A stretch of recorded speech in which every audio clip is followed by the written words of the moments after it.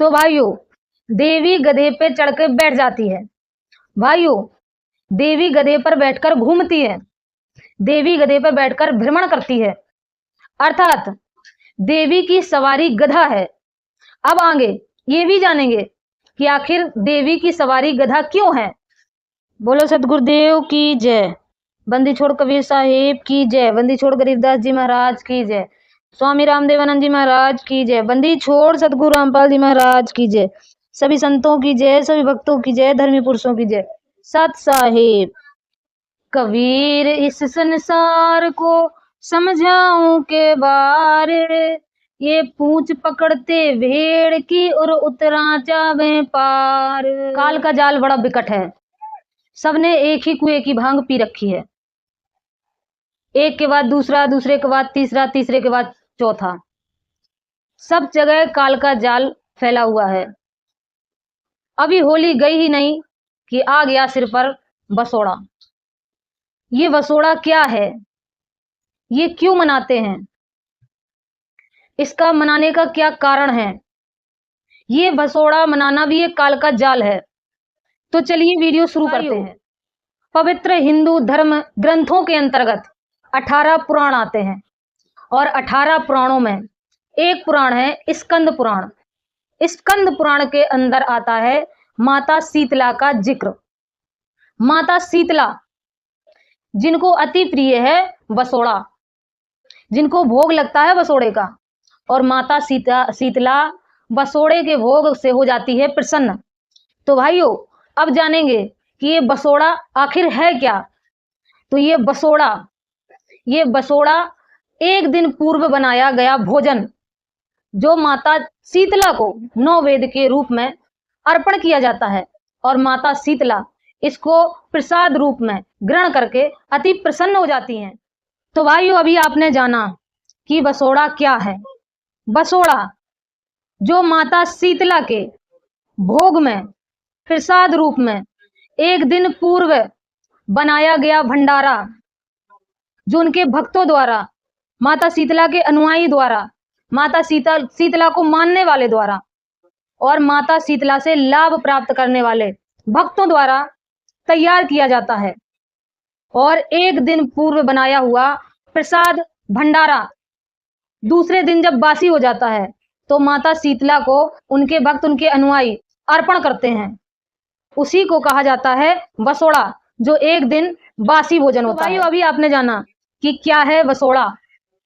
जो एक दिन पूर्व भोग प्रसाद तैयार कर लिया जाता है और एक दिन बासी हो जाने के बाद देवी को अर्पण किया जाता है, उसी एक दिन बासी भोजन प्रसाद को हम बसोड़ा के नाम से जानते हैं। उसने यहीं पर खड़ा हो जाता है कि आखिर देवी को ये बसोड़ा चढ़ता ही क्यों है, क्या राज है इसके पीछे, और कौन है ये शीतला माता। तो आइए इस पर ही एक नजर प्रकाश डाल लेते हैं। बाबा भोलेनाथ कहते हैं, शीतले तुम जगत माता, शीतले तुम जगत पिता, शीतले तुम जगत दात्री, शीतलाए नमो नमः। तो कुछ लोग शीतला माता को बाबा भोलेनाथ की अर्धांगिनी के रूप में जानते हैं, और इस वाक्य से लगता है कि बाबा भोलेनाथ शीतला माता को अपनी माता के रूप में पूजते हैं। भाइयों देवी एक रूप अनेक, कहीं ना कहीं ये देवी दुर्गा का ही एक रूप है, जिनको हम शीतला माता के नाम से जानते हैं। अब आइए अब शीतला माता के रूप का वर्णन देख लेते हैं। एक हाथ में झाड़ू, दूसरे हाथ में सूप, और तीसरे हाथ में नीम, और चौथा हाथ अभय मुद्रा में, अर्थात देवी 4 हाथ धारण करती है। तो भाइयों देवी गधे पे चढ़ के बैठ जाती है। भाइयों देवी गधे पर बैठकर घूमती है, देवी गधे पर बैठकर भ्रमण करती है, अर्थात देवी की सवारी गधा है। अब आगे ये भी जानेंगे कि आखिर देवी की सवारी गधा क्यों है। तो भाइयों स्कंद पुराण के अंतर्गत आया है कि बाबा भोलेनाथ के पसीना से एक असुर की उत्पत्ति हुई, जोरासुर। जोरा का अर्थ होता है बुखार। अब जैसे बुखार आता है तो बुखार में पसीना निकलता है, उसी प्रकार बाबा भोलेनाथ के बुखार से जुरासुर की उत्पत्ति हुई, जुरासुर प्रकट हुआ। तो भाई बाबा भोलेनाथ हैं, उनके जटों से भी असुर पैदा हो जाते हैं, तो पसीना से भी प्रकट हो गया। तो इस प्रकार उस असुर के साथ इस मृत्यु लोक में देवी शीतला माता इस मृत्यु लोक में आने के बाद राजा विराट के नगर में रहने लगी। जब राजा विराट को पता चला तो राजा विराट ने देवी शीतला से अपने नगर में रहने से मना कर दिया। बस क्या था, देवी शीतला राजा विराट से क्रोधित हो गई और क्रोधित होने के बाद देवी शीतला ने राजा विराट की सारी प्रजा को परेशान करना प्रारंभ कर दिया। अब भाई इन देवी देवताओं का तो काम ही है कि अगर इनकी पूजा ना करो तो ये कुछ ना कुछ ऐसे परेशानियां दे देते हैं और उसके बाद अपनी पूजा करवा लेते हैं। अब 33 करोड़ देवी देवता तो पहले से ही अपनी डेरा जमाए हुए थे, अब इनको भी अपना स्थान पाना था। तो इनने क्या किया, इनने किसी को चेचक दे दिया, किसी के शरीर में फोड़ा फुंसी हो गए, किसी को हैजा हो गया, किसी को कोई रोग, किसी को कोई रोग, सारी प्रजा परेशान हो गई। अब जब प्रजा परेशान हो गई तो राजा भी परेशान हो गए। अब राजा परेशान हुए तो राजा पहुंच गए देवी जी को मनाने, पहुंच गए शीतला माता के पास। अब क्या था, शीतला माता का बन गया भव्य मंदिर और डर के मारे राजा दुखी था, उसकी प्रजा दुखी थी, इसलिए शीतला माता की भी पूजा प्रारंभ हो गई और चढ़ने लगा शीतला माता को बसोड़ा। शीतला माता प्रसन्न हो गई तो शीतला माता के द्वारा जो फैलाई गई चेचस, बीमारियां, फोड़ा फुंसी वगैरह थी, वो सब शीतला माता ने ठीक कर दी। अर्थात ये सारी प्रोडक्ट जो शीतला माता ने फैलाया था वो शीतला माता ने समेट लिया और शीतला माता की पूजा प्रारंभ हो गई। अब ये जानिए कि शीतला माता अपने हाथों में झाड़ू, नीम, सूप आदि क्यों धारण करती हैं। तो जब फोड़ा फुंसी शरीर में हो जाते हैं, चेचस हो जाता है, तो वो बहुत जलन करते हैं, तो उनको हवा डुलानी पड़ती है। तो पहले के टाइम में, पहले के समय में पंखा आदि तो होते नहीं थे, हाथों से ही हवा डुलाई जाती थी, इसलिए शीतला माता सूप लेके आई थी कि उससे फोड़ा फुंसी पर हवा डुला दे। और दूसरा, नीम धारण करती है। तो जब फोड़ा फुंसी होते हैं तो उनमें बैक्टीरिया होते हैं, तो नीम एंटी बैक्टीरियल होता है, तो उससे भी फोड़ा फुंसी के जो बैक्टीरिया होते हैं वो नष्ट हो जाते हैं। और झाड़ू शीतला माता इसलिए धारण करती थी कि घर में सफाई रखो, तो सफाई रखने से जल्दी ये सारे रोग ठीक हो जाएंगे। अब बात आती है कि शीतला माता गधे की सवारी क्यों करती हैं। तो गधे की सवारी इसलिए करती हैं कि गधा जो लीद करता है उसमें माना जाता है कि फोड़ा फुंसी ठीक होने के बाद जो दाग बच जाते हैं, अगर गधे की लीद से स्नान किया जाए, उन फोड़ा फुंसियों पर रगड़ा जाए, तो वो चेचक, फोड़ा फुंसी आदि के जो निशान, जो दाग होते हैं वो ठीक हो जाते हैं। इसलिए शीतला माता गधे की सवारी करती हैं। अर्थात शीतला माता पहले ही ये सब अपने साथ लेकर आई थी, क्योंकि वो जानती थी कि मुझे अपनी पूजा करवानी है तो मुझे ये सारा जाल फैलाना पड़ेगा, सबको फोड़ा फुंसी, चेचक आदि देने पड़ेंगे, फिर उसके बाद ठीक भी करने पड़ेंगे। तो ये सारी सामग्री वो पहले अपने हाथों में धारण करके आई थी और गधे की सवारी करके आई। तो भाइयों, 33 करोड़ देवी देवता पहले से ही अपनी अपनी गद्दी बनाए हुए थे, अपनी अपनी मौजूदगी में थे, लेकिन शीतला माता को भी अपनी गद्दी बनानी थी, तो उनको भी कुछ ना कुछ जोड़ जुगाड़ तो करना ही था। तो इस तरीके से शीतला माता ने भी अपनी गद्दी बना ली और पूजा अपनी प्रारंभ करवा दी। तो भाइयों, अब जान लेते हैं कि शीतला माता को बसोड़ा का भोग क्यों लगता है।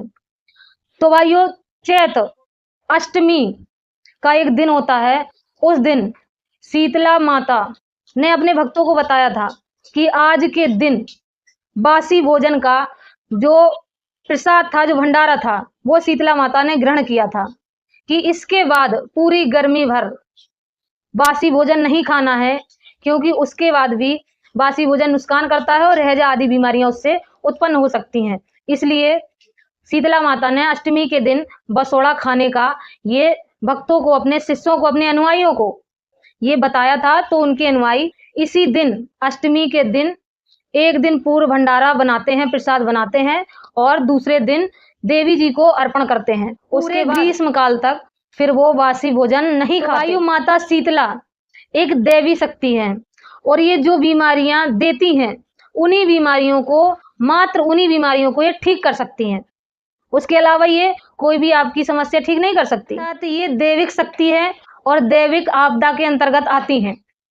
और अगर हम पूर्ण गुरु, पूर्ण सतगुरु से नाम दीक्षा ले लेते हैं तो आदि दैहिक, आदि भौतिक, आध्यात्मिक तीनों तरीके के ताप नष्ट हो जाते हैं और हमारा जीवन, हमारा शरीर, हमारा परिवार सुखमय हो जाता है।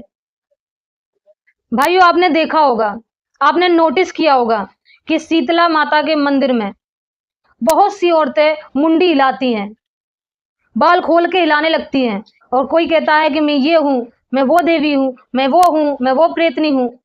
इस तरीके से वहां पर प्रेत पूजा प्रारंभ हो जाती है। इस पर आदरणीय गरीबदास जी महाराज कहते हैं, पूजे देई धाम को शीस लावे जोर, गरीबदास सांची कहे हद का फिर है शोर।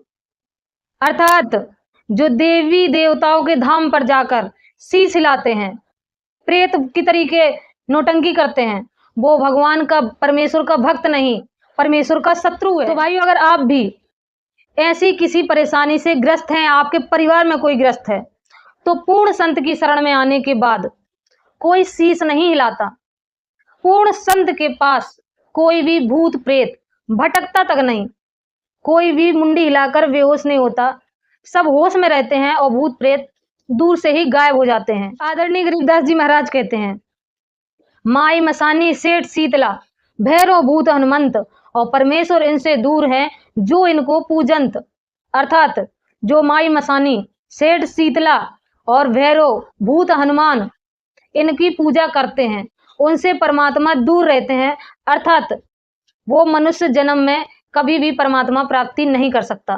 तो भाइयों, अगर आप परमेश्वर को चाहते हैं, परमेश्वर को पाना चाहते हैं, तो एक पूर्ण संत की शरण में आए, क्योंकि परमेश्वर कहते हैं, एक साधे सब सदे, सब साधे सब जाएं, और माली सींचे जड़ को, फूले फले अघाए। तो भाइयों, आपको भी आर्थिक लाभ, शारीरिक लाभ और सांसारिक लाभ और मरने के उपरांत मोक्ष प्राप्त करना है, तो आज ही पूर्ण गुरु जगत गुरु तत्वदर्शी संत रामपाल जी महाराज से निःशुल्क नाम दीक्षा लें और अपना और अपने परिवार का कल्याण करवाएं। मिलेंगे नेक्स्ट वीडियो में, तब तक के लिए सत साहिब।